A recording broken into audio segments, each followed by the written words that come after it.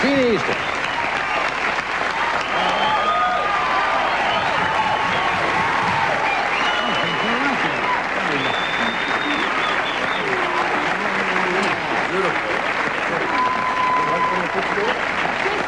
How are you? Footstool. Little footstool?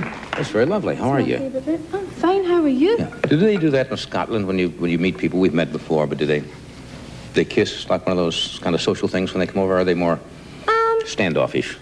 They don't kiss so much. I mean, like, people that know you will hug you to death. Oh, a lot of hugging. But in Europe, in France and places like that, obviously that's where the kissing all started, I think, didn't it? I guess so, yeah. But we're a bit more reserved. It's very difficult in Scotland. A lot of the guys wear kilts, and it's very difficult to kiss a man in a skirt.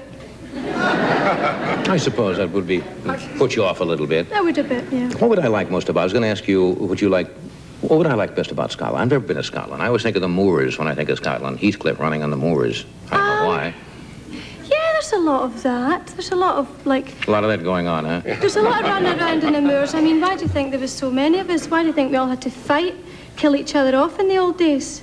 I mean, it's cold up there. It's cold in Scotland, eh? In the north, oh yeah. And whenever it's that cold, there's not a lot else you can do. Yeah. Whereabouts in Scotland? Are you from the north part of Scotland? No, I'm from the boring bit in the middle. Where's that? The boring part in the middle. Ah. Where you don't have to run around to keep cold and do things like that. I'm from the industrial part, which is very much like any of the industrial cities here or in England. Yeah. Okay. We're going to come back. I understand you brought your mother over this trip? Yes, I did. Okay, we'll do this and we'll come back and chat a bit.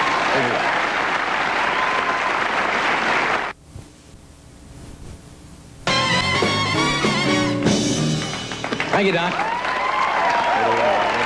We're talking with Sheena Easton, Stephen Wright, and Ted Lange here. Anyway, I hear you brought your mother over, or your mum, as you call her? My mum, yes. But your mum? I brought her over and she had a little holiday here. She's gone back now, but... Did she like it? Did she have a good time? Yeah, she did enjoy it. She was surprised because she's seen too many American movies and streets of San Francisco and things, and she got off the plane and she said, "Where are all the skyscrapers?"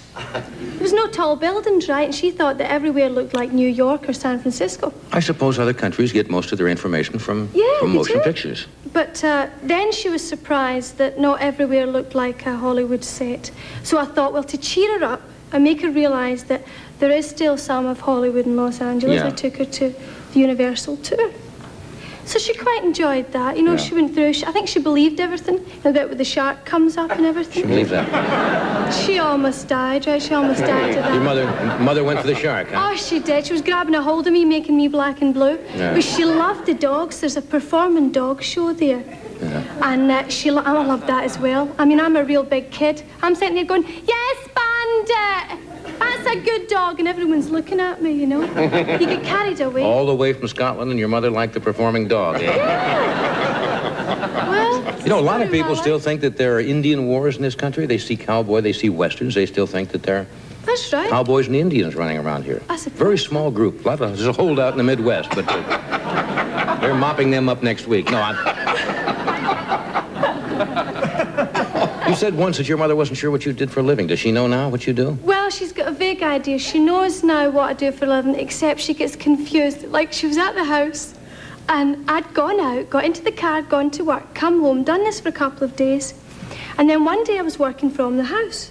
And I got up like at 8 in the morning, and I was listening to song tapes all day for the new album, which it's like a full-time job. And then I was reading some scripts, and I was working on some clothes, and I was phoning people. It was business meetings all day. And at 5 o'clock, my mother came in and she said, "I thought you told me you were working today. Aren't you going to go to work today?"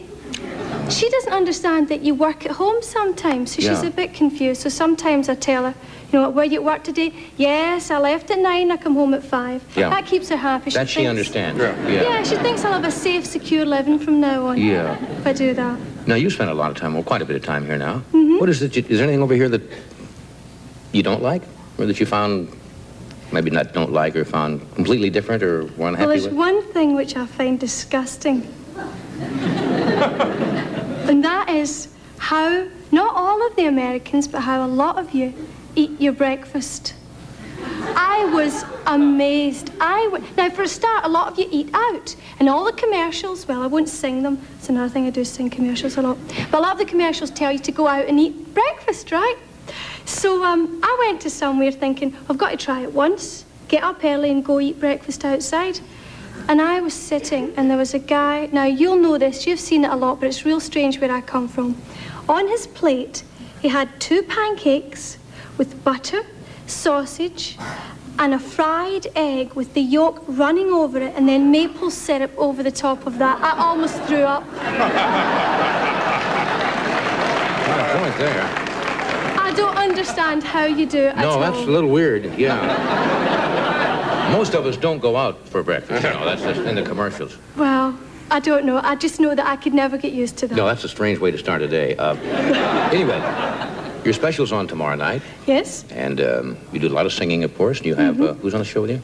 Kenny Rogers, who'll be singing the duet, and Al Jarreau. Al Jarreau, Kenny Rogers, so not bad. I've been really lucky to have such massive talents on the show.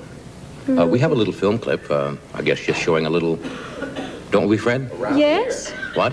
You're walking Yes, through the studios here? To explain this one very briefly, because I know that I talk too much sometimes. This was an idea which came from the fact that, well, when I was telling the producers of the show about coming on this show for the first time, how terrified I was the first time I come on, well, everybody is.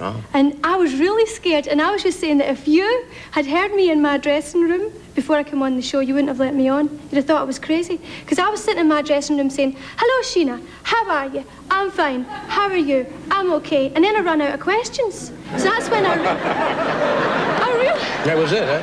Yeah, I realized your job was tough. So this was when we were in shooting the special, late at night, well, I took liberties and I came walking in and found the studio empty. That's what I heard. You were milling around in here. I did. Yeah, well, that's all right. You don't mind? Yes. We charge rent, of course, for that. I see. Okay.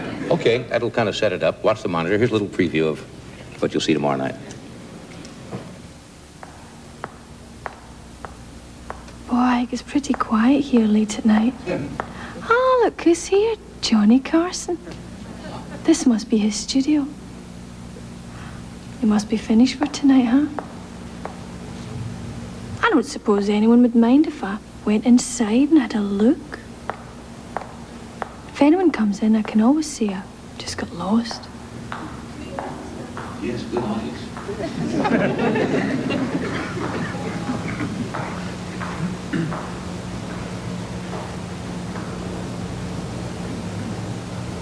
That is weird at night, isn't it? Well, it certainly is empty.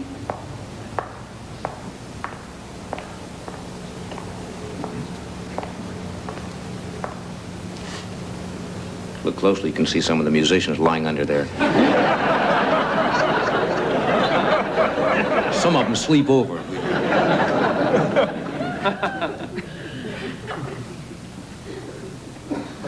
Aha.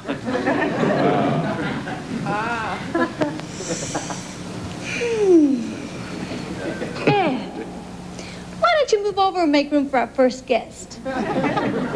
Ladies and gentlemen, our first guest tonight is a little lass from the Highlands of Scotland, Miss Sheena Easton. She's certainly one of my favorites, and I know she's going to be one of yours. Big warm welcome. Thank you.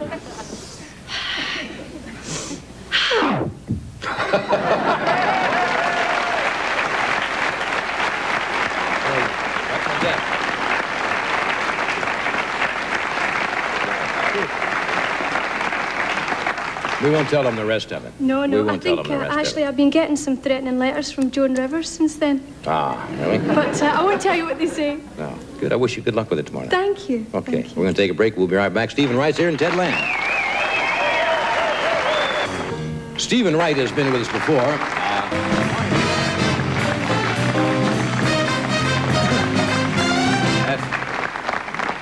Good to see you again.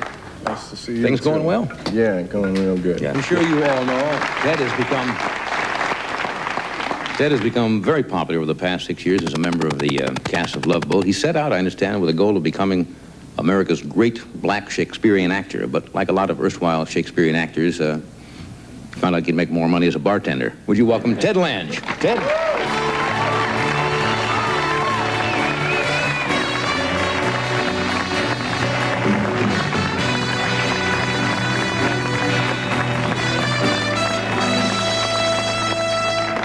Welcome. Going to be headed for? To Saturday Night Live on April Well, 16th, and right. then a club called Caroline's in New York, and until then I'll be sleeping. Until then, you're sleeping?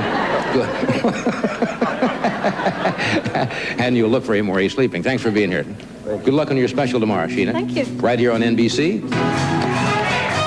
Next on Late Night with David Letterman, meet attorney F. Lee Bailey and comedian George Carlin. All on NBC. Be there.